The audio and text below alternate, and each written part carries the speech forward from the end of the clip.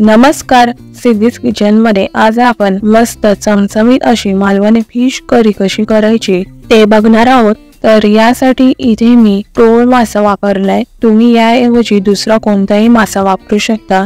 इथे मी अर्धा किलो टोळ घेतलाय। याला एकदा स्वच्छ धुवून घेऊ आणि मासे ताजे चांगले असतील तरच फिश करी किंवा कोणताही पदार्थ चांगला होतो।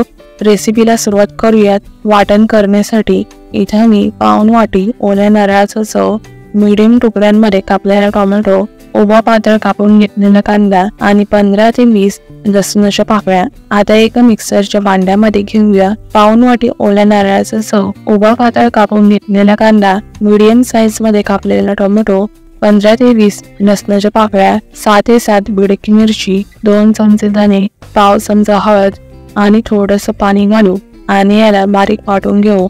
आपल्या हे फिश करीचं वाटण तयार झालंय। आता फिश करी करायला घेऊ। त्यासाठी एका भांड्यामध्ये 3 चमचे तेल तापायला ठेवलंय। त्यामध्ये घालूया अगदी छोटासा बारीक चिरलेला कांदा। आता याला मिनिट भरासाठी परतून घ्यायचंय। 1-1.5 मिनिट कांदा परतला। आता यामध्ये तयार करून घेतलेलं सगळं वाटण घालायचंय आणि याला 5 ते 6 मिनिट तेल सुटेपर्यंत परतून घ्यायचंय। वाटण परतून झालं।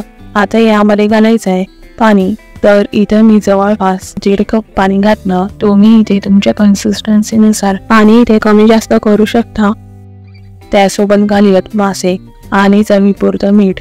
आता याला हलक्या हाताने थोडंसं ढवळून घ्यायचं। गॅस एकदम कमी ठेवायचा आणि यामध्ये घालूयात 6 ते 7 आमसुलाचे तुकडे। आता याला चांगलं मिसळून घेऊयात आणि गॅस मोठा करून उकळी आणू। तर याला मस्त उकळी आलेली आहे। गॅस कमी करूयात। आपली मस्त मालवणी फिश करी तयार झालेली आहे। वरून थोडीशी बारीक चिरलेली कोथिंबीर घालूयात। याला मिसळून घेऊ आणि गॅस बंद करू। गरमागरम मालवणी फिश करी सर्व करू। तयार झाली मस्त ऑथेंटिक मालवणी फिश करी। आणि मालवणी फिश करी ही भात किंवा तांदळाच्या भाकरी सोबत खाल्ली जाते, पण ज्वारीच्या भाकरी सोबत सुद्धा अप्रतिम लागते।